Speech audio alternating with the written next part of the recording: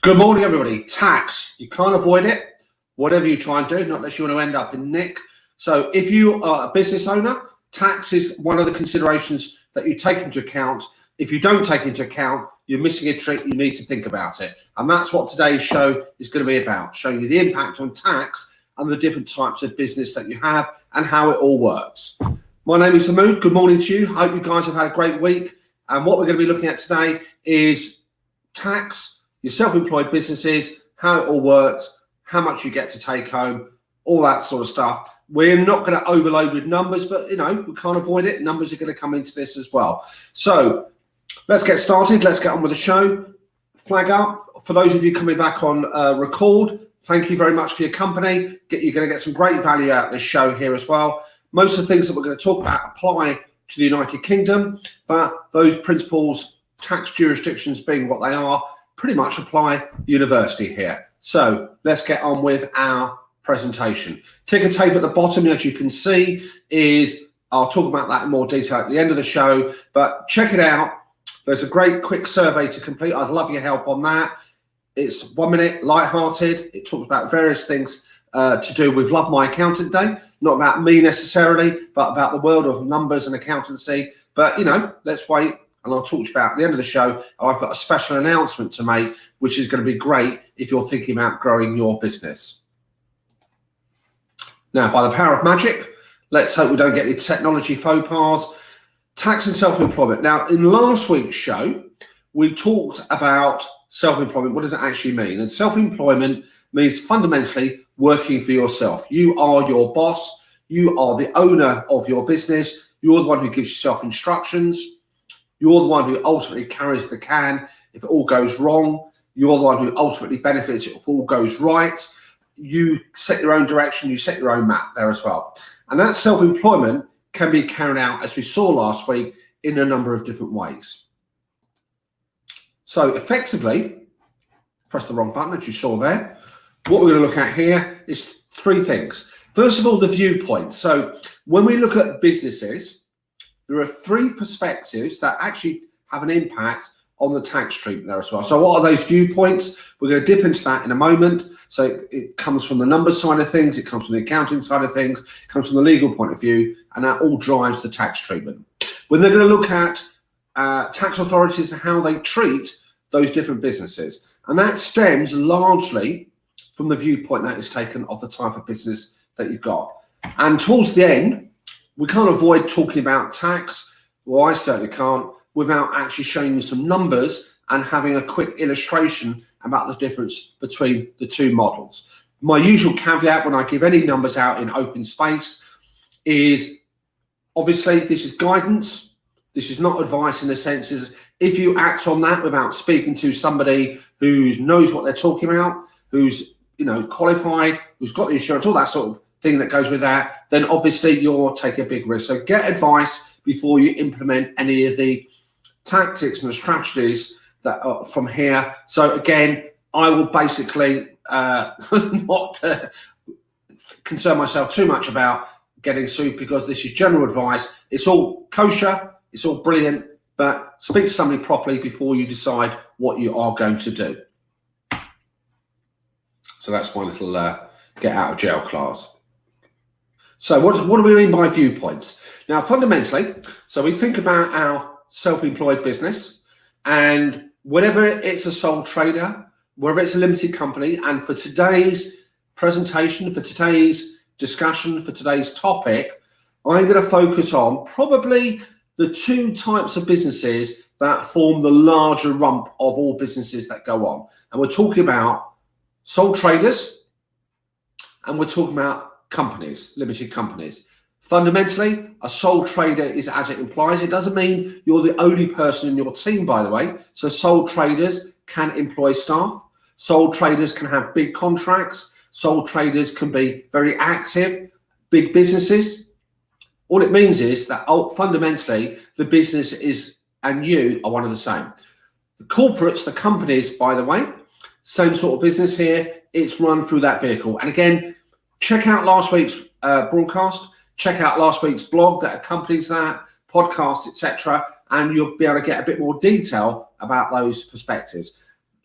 they constitute certainly the largest cohort of business types that operate not just in the UK, but all over the world. So first of all, let's look at it from the accounting point of view. Now, what sole traders and companies have in common is that when we prepare financial statements, when we say how much profit has your business made, when we say, who's your best customer, all the numbers and all the illustrations relate to the business itself. So in other words, anything that's of a personal nature should be excluded from the calculations of profit. So we view these different types of business pretty much in the same way. So if I'm preparing a set of financial statements, a set of management accounts, a budget for a business, I'm fundamentally focusing on the business activity, whether it's run through a company or whether it's run as a sole trader. So to a large extent, they are very much one of the same. There are nuances of difference, but I don't think it needs to concern ourselves in this presentation. So when we look at the financial results, it makes no odds really, whether it's a company or a sole trader. Fundamentally, we look at the business activity. Now, the second viewpoint, and this is gets a little bit more interesting, is what the law says, what the legal view is, what the legislation and all the things that surround it. Now, fundamentally, if I'm a sole trader, and I will share something with you, I run a couple of main businesses, and one of my businesses I run as a sole trader, and my other business, for my own reasons, I run as a company.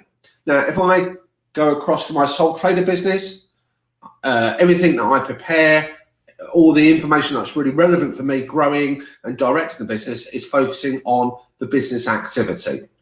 Now, the law takes a slightly different view. And the law says, actually, Mahmood, in terms of this sole trader business, in legal terms, you are one of the same thing. And what that actually means is that any money that I take out to pay myself, so obviously I need to buy food, pay rent, pay mortgages, all those manner of things here. That is not wages. It is in a conversational sense, but it's not from a tax perspective. Number two, if something goes wrong, whether, for example, I enter into a bad contract, whether I've got a supplier who's being a little bit naughty, or whether somebody wants to sue me, whether I do something and somebody loses money, which I will tell you, by the way, nobody ever has. But if that happens, I am personally in the frame. So I get taken to court as the individual, even though it's my business, and I run the risk of losing anything that I've built up, personal savings, a house. So fundamentally, the law makes no distinction between my sole trader business and me. They're fundamentally the same. If I enter into a contract, then I am personally liable, even though it might be through the business name itself. Now, when it comes to companies, the law takes a completely different view. Because what we've done, when we've created a company, we've created, weirdly, a separate legal thing. It's what's called a legal personality. Now, so even though it's a piece of paper, or these days it's created in virtual space, that company is actually treated in legal terms as something completely separate from you as the individual. Which means, as we know from last week and podcasts and blogs, is that if my company makes a contract with someone, it's the contract, it's that thing that is legally liable. So, thankfully, me as an individual, personally, am not exposed to those risks. What I will point out, by the way, just a small thing here, is if you enter into a relationship with a bank, like you get an overdraft or a loan, most cases, banks will make you personally liable for some of that, if not all of it there as well. So unless you give a personal guarantee, you as the individual are not the company. Now, what this means from a tax perspective, you've got a completely different relationship. You now, in legal terms, the legal point of view, you as the owner of that business are called a shareholder. And if you happen to work for that company, say you actually do some of the delivering of the service, you're going out there doing the marketing, you're running the business, you're going to be also called typically a director. So the law makes a separation. You've got a company And now you as that individual become the shareholder, and you also become the director of that company. I have seen many cases, by the way, over the years where the owner of the company may not necessarily get involved in running the company because they may not have the skills, they may not have the time, and they delegate that responsibility to somebody else. But in most what I call small, medium-sized businesses, typically, the shareholder, the owner of that business also is the director of that business as well. So that's how the law sees you. Now, the last thing is the tax view. The tax view or the tax treatment follows neatly how the law differentiates that. So what we've got, sole trader, in accounting terms, you and the business activity are separate. We're only concerned with the business side. When we talk about the law makes no differentiation. When we talk about companies, same thing. We're only concerned really with the business activity. Legally, the law separates out those two, and tax treatment follows that view. Now, what this means is, when we come to think about a sole trader, then what typically happens is we are taxing the profits of the business as though that's the income of that individual. So any of you, before you started your businesses, if you've worked for another company, if you've been an employee before, you know that you get taxed on your wages and salaries from that company. Now, if you no longer work or you work part-time, the profits that you make from your business become your income. Now, it doesn't make any difference because, in a sense, whether you use all of those profits or keep them in your bank account does make it no odds. So the tax perspective is any profits that you make are fair game for the tax man to think, great, I want to potentially have a slice of that. In legal terms, from the company, we said we've got a separation. So when we come to a company, the tax view, actually now you've got two slices potentially. So we look at the company in its own right, and we say to ourselves, okay, at the end of typically a year, how much profit has the company actually made? In very general crude terms, it's how much did it sell, what were its allowed costs, the difference is the profit. That profit you'll pay company tax on. It's typically called corporation tax. That's one slice. End of story. However, for me, when I look at these scenarios and situations, I always like to combine the individual owners, brackets directors, with the company, because ultimately, for most small, medium-sized companies, you and the company are, in conversational and feeling terms are one of the same. So you want to look at the whole cake, not just the company. Now, if you've got a big trust fund, you don't need the money stays in the company, end of story. You don't need to draw a salary out of the company, fair game.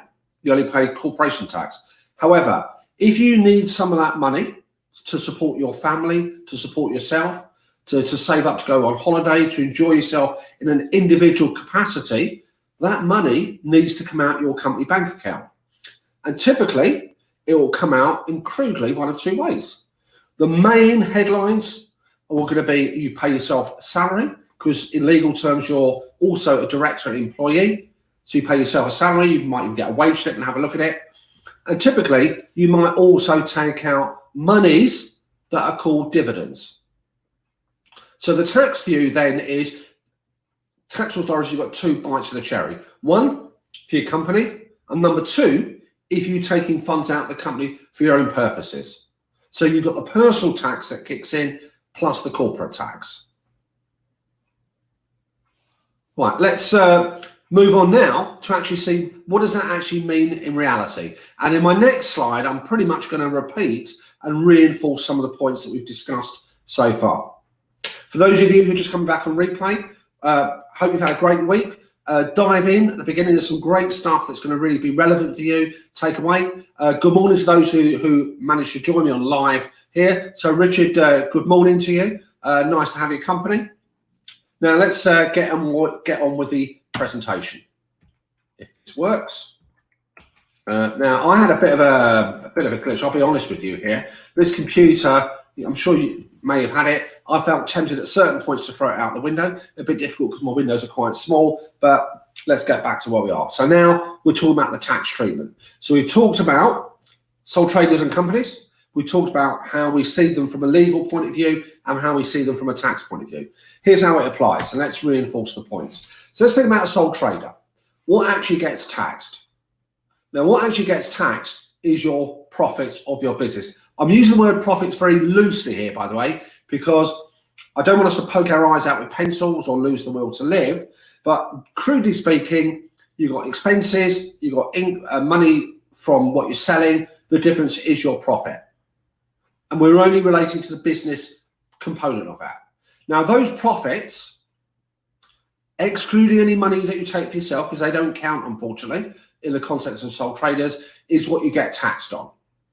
The whole shooting match gets taxed. And it doesn't matter, by the way, whether you're keeping your money in your bank account, because in a typical new pivot, in a typical startup company or startup business, more specifically, you don't necessarily want to use all that money. You might be underpaying yourself. You might be surviving just about on a minimum threshold level because you really want to get that company moving, your business growing and prospering. And it's quite usual in the early stages that most business owners will not reward themselves a great deal. Probably just enough to scrape by. They may have partners, they may have income from other sources, but you're not going to reward yourself very highly for a number of positive reasons. But from a tax point of view, everything you make in profit terms, a slice is taken out. There are, as individuals though, you do get something, it's called tax-free, and nothing's really free in life, but some of those profits, tax authorities will say, that's cool, we'll let you keep some of that. We're not going to take any tax off you. And once you get over that, what's called free limit, a slice will be taken off for what's called income tax. Now, the thing that I think trips up a lot of business owners here, a tax that's not often talked about, a tax that's not often discussed, I could be cynical and say there's a reason behind it, is national insurance.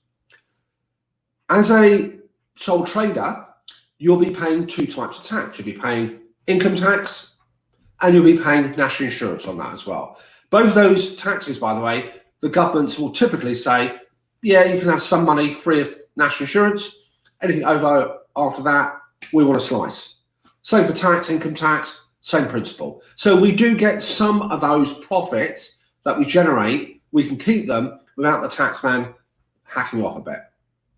And then after that, a slice is taken away.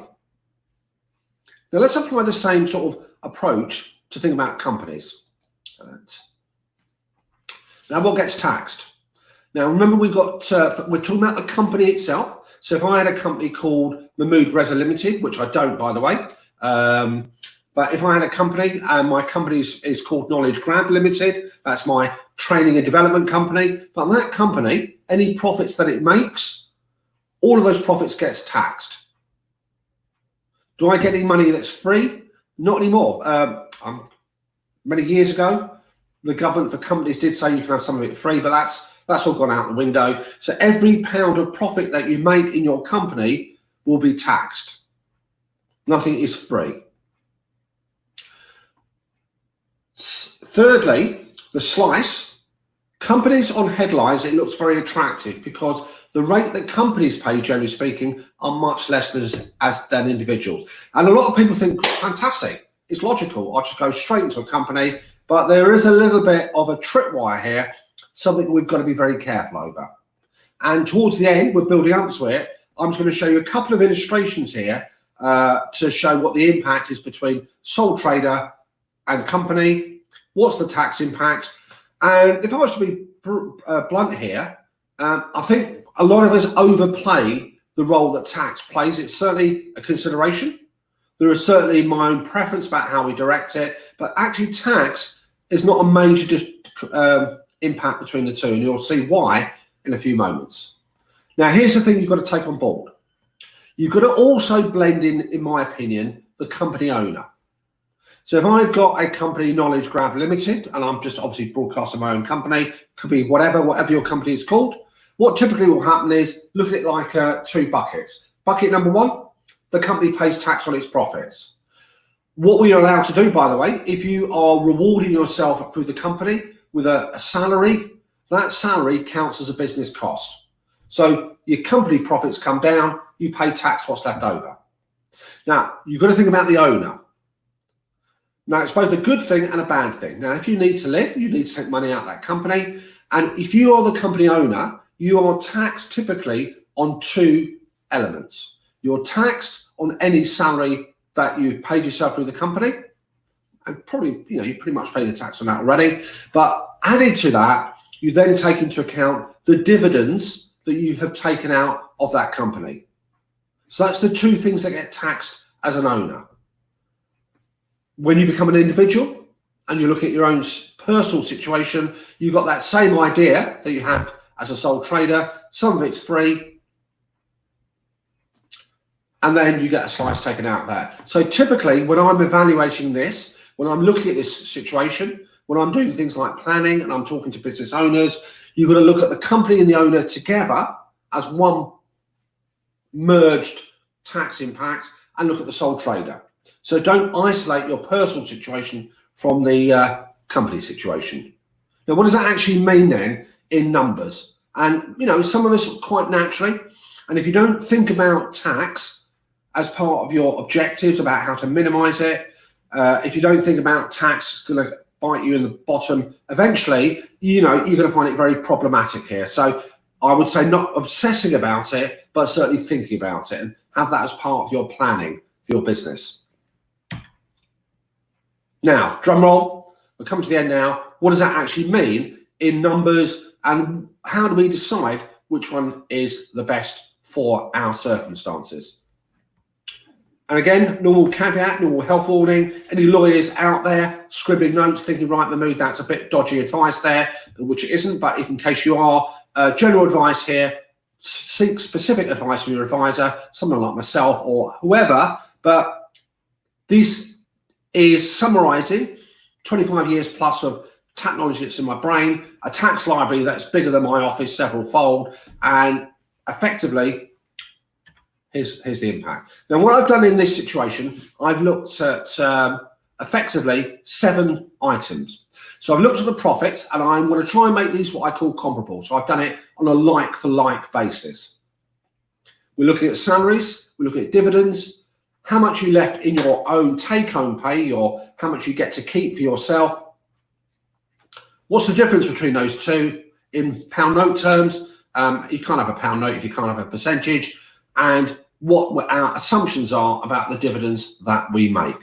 So drum roll, number 2. 2 numbers.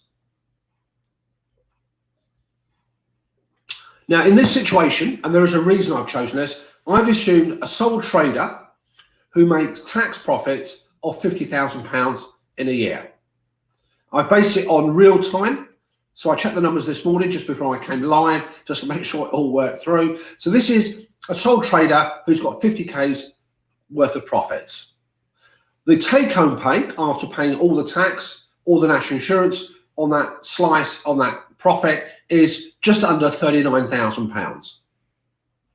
That's about £11,000 worth of tax and national insurance that's been deducted. Now let's have a look at the same situation for a company that makes the same level of profits. What would be the difference there? Now, I've got a few more numbers I've introduced for a number of reasons. I've assumed, which is a typical general strategy, and notice the word general, that typical planning that goes for most company vehicles. And this is a very simple, basic approach. There are more complex, more involved, and more ways to play around with it, but very simple. I've assumed a salary of 10K a year. That means the individual will pay some national insurance. I've assumed anything left over after they paid company tax, all of it comes out the company bank account. So nothing is left in the bank account, nothing's left behind. And all that money is taken out as dividends. Now, once we crunch the numbers, they are left with just over £40,000. And that takes into account their tax on their dividends, what they previously paid and everything else. And they get to keep just over 40 grand. Now, it's still a positive difference. You still take home more tax, just over £1,300. It's about 3.5%. And there's a few things I should just mention as a caveat.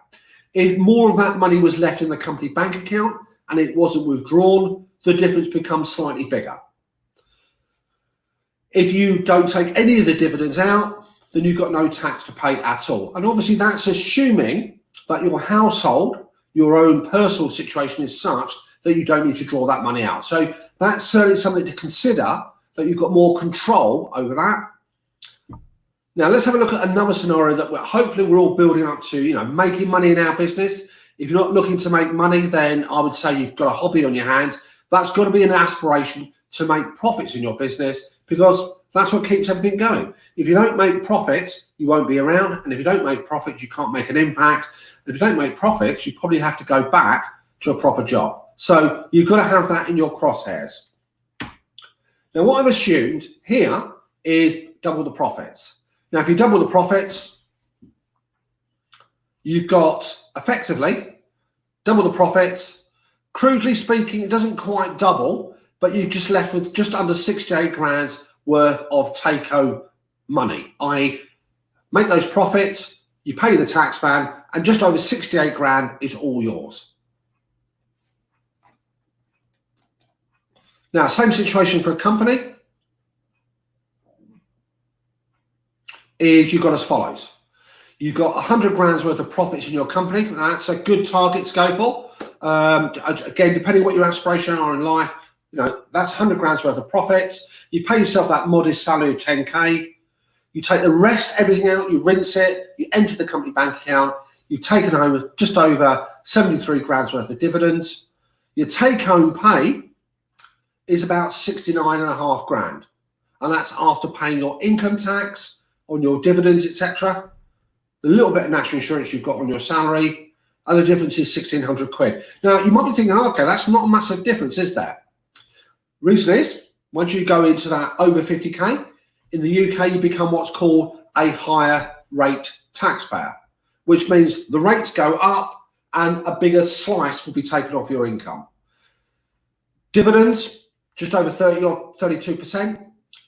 Income on salaries, profits, 40%. I'm not going to bog you down with details here, but basically, once you hit that 50K and above, the rates hover like so, but actually the differential overall, corporation and dividends, there actually isn't much of a gap. Now, remember what I said.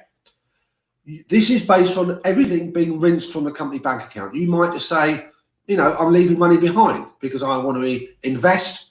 My normal advice would be I would never advise somebody to completely take all the money out if they can avoid it. You need to leave funds back in for the company to grow, to reinvest, to prosper. But, you can always put money back into the company later on. So assuming all of it is rinsed, the differentials become, a little bit smaller in percentage terms. Now, let's just take a breath, step back. I'm just going to, a bit of vanity on my part. It will be a shame not to share this comment. So I'm just going to obviously show this comment here. Fantastic. Richard, glad you're getting this here. Yeah, tax talk. Yeah. There's a very famous joke. I was going to start the show with it here. Is what's the difference between a taxidermist and the tax man? And the answer is the taxidermist leaves the skin on. It can feel like that a lot of the times. Nobody likes it. We know those two inevitable things in life.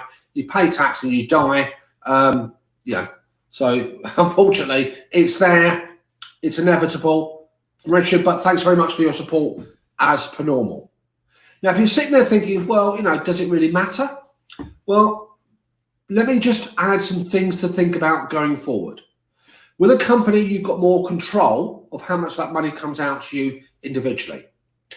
You've got more what I call opportunities to tax plan. And I've only scratched the surface with tax. I've given you a very broad overview to illustrate the differences here. You've got opportunities for things like pension provisions.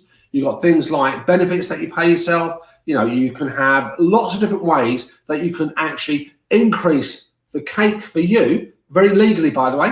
We don't want anyone to actually end up behind bars, but as an extreme comparison, on those grounds, there isn't a great deal. What's the takeaway, everyone? Well, the takeaway is, that when you look at your company, if that's how you run your business, remember it's the two combined.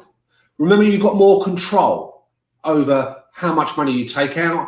And remember also that when you do any sort of planning, which is a big thing for me that businesses should do, whether you're acorn or growing and aspiring. Factor in the tax, but don't necessarily let tax be the final arbiter of whether you do something or not. Now, many years ago, going back about 30 odd years ago, when I first started to come into the world of taxation, in terms of studying it and learning it, tax rates were very prohibitive in the 80s and 90% as your income went up. Generally speaking, if you make a sale and you make profit, even if you pay tax, you're still going to be left with more than half of that there as well. It may not seem very fair, but don't not do a decision because you think you're going to pay too much tax, because you're still going to end up not as wealthy as you'd like to. Now, that's a presentation. I just want to go on to the next slide to make you aware of something. So obviously, I've got an announcement to make in a second or two, something that's going to be really beneficial for you if you've got aspirations to grow your business. But in terms of finding out a bit more, check me out and stalk me if you want. I'm quite happy to. Various sort of channels there, broadcasts. What I would love everybody's help on, though, and a little bit of a plea for me, let's get rid of the slide and let's get back into full screenshot. And let's remove that from the screen. There, you've now got me in glorious vision. Is I'm doing an awareness event coming up on the 25th of August. You can see that there. Check out the website. There's a survey on that. It's a very quick 60-second light-hearted survey. There's a free guide called 9 Tips to Future-Proof Your Business. That's a free giveaway. You don't have to take the guide. I think it's well written, obviously, if I do say so myself. But also, there is it's a quick 60-second survey about your perception of those people who work in the numbers field. I'd love it if you could help me out and complete that survey to make it more meaningful. I will share the results with you. And obviously, if you know somebody who could, who's got 60 seconds or so, quick multi-choice. There are questions about swiping left or right, cars that accountants drive, but check it out. I'd love it if you could do. Now, what I want to talk to everyone about, and I'm going to introduce this in more detail next week, is I took the health to ask my clients and other people their challenges for the next 12 months going forward. And coming out of that, there was a lot of, wanting to grow the business. There was a lot of wanting to seek new markets, new directions. And I've, fortunately in my network, I've got some excellent people here. And I'm teaming up with somebody. Some of you may have come across her before, Dr. Joe North, who I'm going to be interviewing and chatting to next week. And we are launching in a few weeks' time what we call a business growth challenge. Now, I'm going to tell you more about the program next week. There's going to be information released next week here. But if you're serious about taking your business somewhere, growing it, diversifying it, seeking new income streams here, we've got a great practical roll your sleeves up here opportunity for you to get involved in. Apart from that, everyone, thank you very much for your time. Thank you very much for your company. If you're coming back here on replay, any comments, I always come back and check them out and listen to them. Thank you for your company. Have a fantastic week. Make money, and I'll see you guys in virtual space next week. So let's shoot out.